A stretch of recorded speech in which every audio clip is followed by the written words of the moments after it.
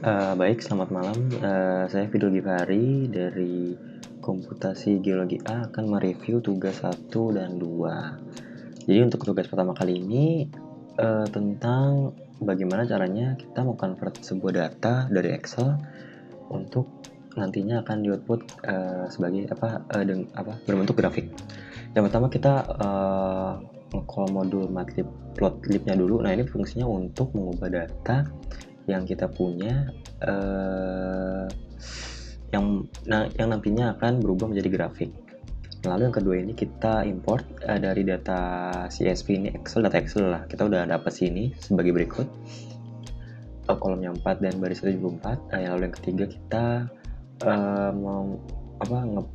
memasukkan depth untuk memberikan depth untuk memobilkan nantinya ya segini, lalu memberikan gear untuk memobilkan nanti, lalu ada row memanggil datanya lagi, dan yang terakhir untuk memberikan dt untuk memanggil datanya kembali. Lalu kita di sini langsung masuk ke soalnya yaitu gr versus depth. Nah, lalu di sini ada plt figure, ini fungsinya dimensi berapa kali berapa. Ini karena ini tidak diisi, makanya akan menyesuaikan. Lalu di sini ada title, itu judul untuk di sini. Gr versus depth sudah. Lalu x label lainnya gr di sini untuk yang ke horizontal. Lalu ada y label depth itu untuk yang vertikal. Plt grid ini fungsinya untuk memberikan grid agar terlihat rapih. Lalu ada gr depth color red untuk memberikan warna merah. Lalu x ini mempunyai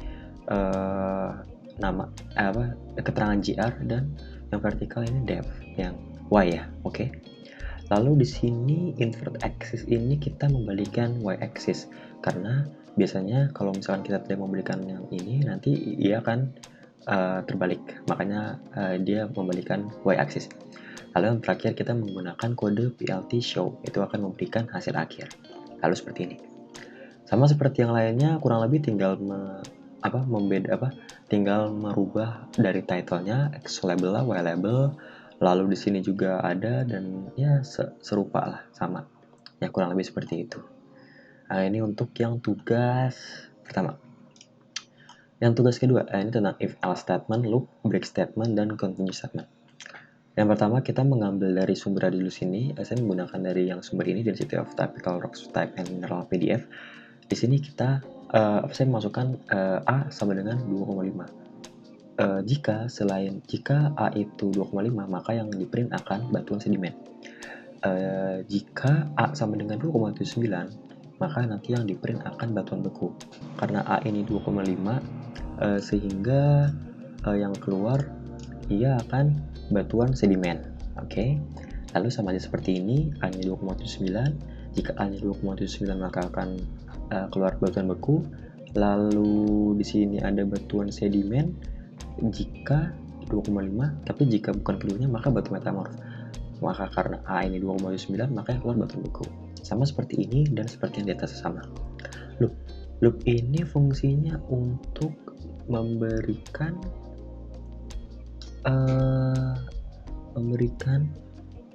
looping kepada fungsi tersebut, batu, sedimen, beku, metamorf, yang keluar lalu sedimen, beku, dan juga metamorf.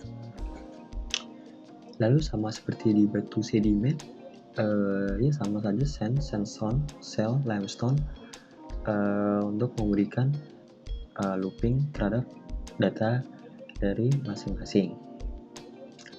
Lalu ada break statement. Nah, break statement ini fungsinya untuk memberhentikan sesuatu. Misalnya di sini ada batu, sedimen, beku, metamorf. Karena if di jenis batu di sini sama dengan sedimen, maka ketika di sedimen, makanya dia akan stop. Jadi di beku dan metamorf, dia tidak akan berlanjut lagi. Sama seperti batuan sedimen di sini, karena dia shell, maka dia akan berhenti di pada shell. Limestone tidak akan terrun. Sama seperti berikutnya, granit, jadi porphyry-nya tidak akan terrun. Dan yang terakhir, ke greywack, marble tidak akan run, jadi di break. Lalu ada continue statement. Continue statement ini sebenarnya lebih ke yang lainnya. Misalnya karena di sini kita yang lainnya, maka tetap dipanggil ke semuanya, sedimen, beku, metamorf. Jika if jenis batu di sini misalnya kita tulis beku, maka yang keluar nanti akan sedimen dan juga metamorf. Jadi bukunya dihilangkan gitu. Karena di sini kita menulis lainnya dan di sini kita tidak menemukan kalimat lainnya, maka tiga-tiganya terprint. Sama seperti semuanya. Karena di sini karena kita menulis shell di sini, jadi yang keluar adalah sandstone, limestone. Ya, jadi shell-nya di sini hilang ya. Dan di sini juga porphyry-nya hilang, marble dari sini hilang. Oke, yang terakhir kita ke data range for x in range 0 sampai 500 dan interval yang akan kita gunakan 50. Jika kita menghapus ini, maka tidak akan ada interval. Jadi seperti ini. Lalu yang terakhir ini average rock density in range 1 sampai 4. Karena kita tidak memakai interval, maka yang keluar adalah 1, 2, dan 3. Oke, sekian review komputasi geologi untuk tugas pertama dan kedua. Mohon maaf bila kurang jelas atau sebagainya. Wassalamualaikum warahmatullahi wabarakatuh.